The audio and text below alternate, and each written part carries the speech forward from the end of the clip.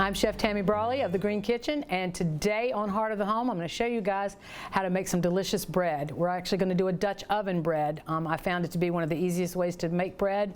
I make this all the time in the winter with soups and things like that. So we're going to get started on that, and one of the first things we're going to learn about is yeast. All right, yeast is a rising product. We have a package of it. Most packages of yeast are about 2 1/4 teaspoons. So if you see a recipe that calls for 2 1/4 teaspoons, 1 packet is sufficient. We're going to add that to our KitchenAid mixer with our whip attachment. Now, one thing that I like to do that you might not see in some recipes, I do actually add about 1/2 of a teaspoon of sugar. Sugar helps activate yeast. So we're going to add that to the yeast. And then we're going to add 1.5 cups of warm water. You want it to be roughly about 120. You could maybe go to 125 degrees, but really much higher than that, you're going to end up killing the yeast. And so I have the temperature here. It looks pretty perfect. We're going to go ahead and add that to our yeast and our sugar. Now you're going to want this to activate, quote unquote. We're going to raise the lever of our mixer. We're going to turn the whip on.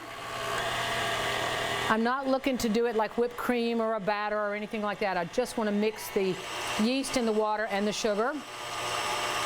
It's going to start to get pretty bubbly, which is great.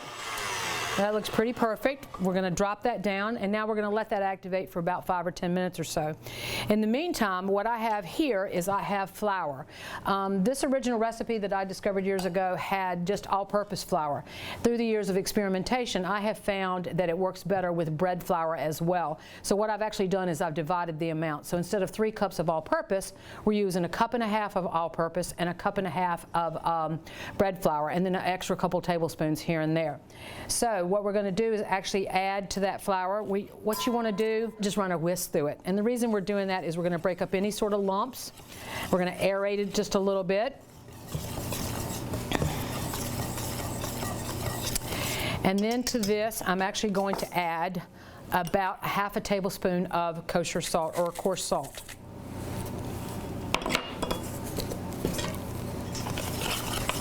I'm going to whisk that up. All right, so it's been about 5 or 10 minutes, and our yeast is activated with our sugar and the warm water. Now I'm going to come back and add my flour and salt mixture, and I'm also going to attach a dough hook.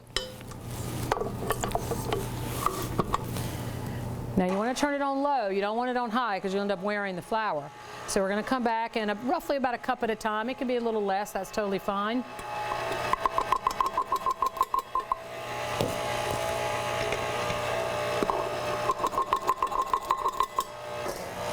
And I'm going to turn the speed up a little bit on the mixer. You're going to watch the dough, and it's going to come together, and it's going to leave the sides of the bowl, but you're also going to see how moist it is.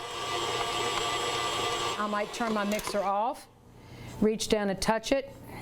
Yep, it is very moist. But I can also see there's somewhat lumps through there, so we're actually going to let it go just another minute. Now it looks a little smoother, which is what I was looking for.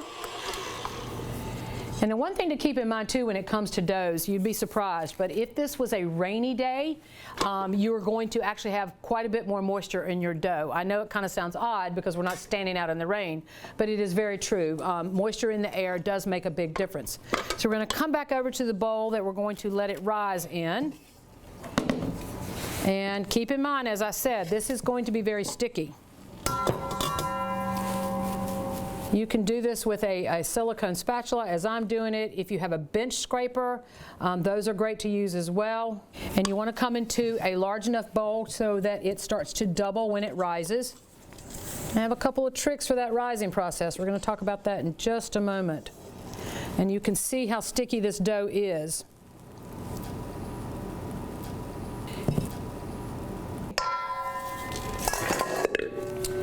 Now I'm going to just dip my fingers a little bit in this flour. That'll help get it off the spatula. Just going to scrape that right off of the spatula into the bowl.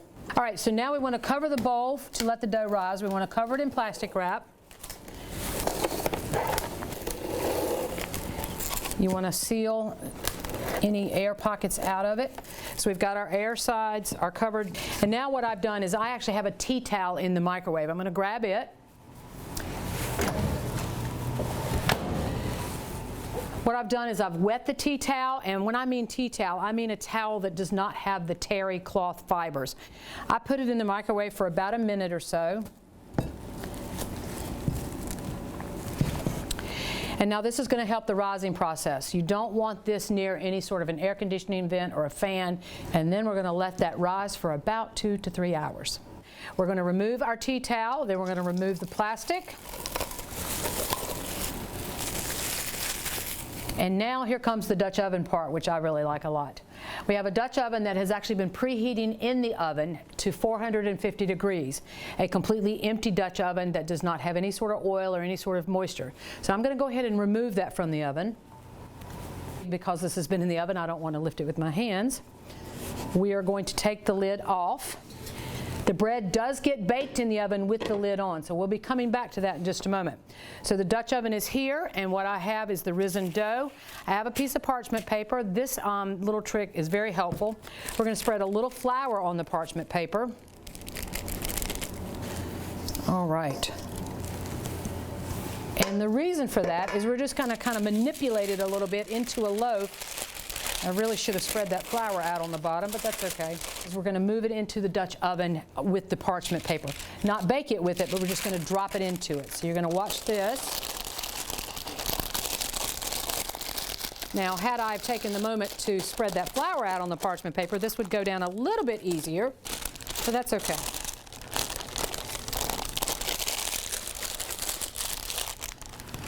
So we're just going to kind of manipulate it a little bit in the pot. Don't worry about that flour. It will bake through. And you should definitely have had this at 450 degrees. It's pretty much at this moment in time probably already crusting on the bottom, which is great. These are actually called a lame or a lame. It's L-A-M-E, and it is a very sharp razor blade. And you want to come back and you want to just cut some indentions in the top of that dough. And that's just going to release some air bubbles is what that's going to do. So now we're done with that, and now we're going to replace the lid.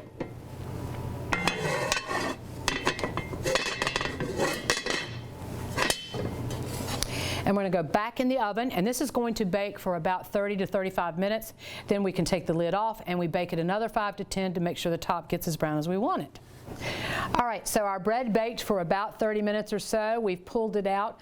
One of the tests of a good Dutch oven bread is to pick the loaf up once it's cooled, of course, and you want to knock on it. It needs to sound hollow, and that does. It's actually perfect. The coloring is beautiful on this. You can see where I use the lame to make the air slits. So now we're going to cut it and put our favorite thing on it, and that's butter.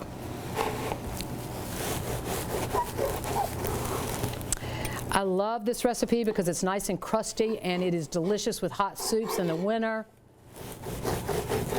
It's actually a very good sandwich bread too. It is nice and crusty on the bottom, and that is one of the things I love most about this recipe.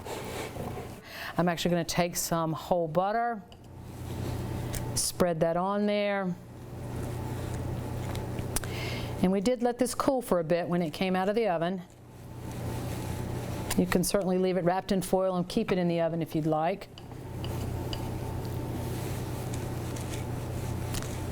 Oh, this looks so good.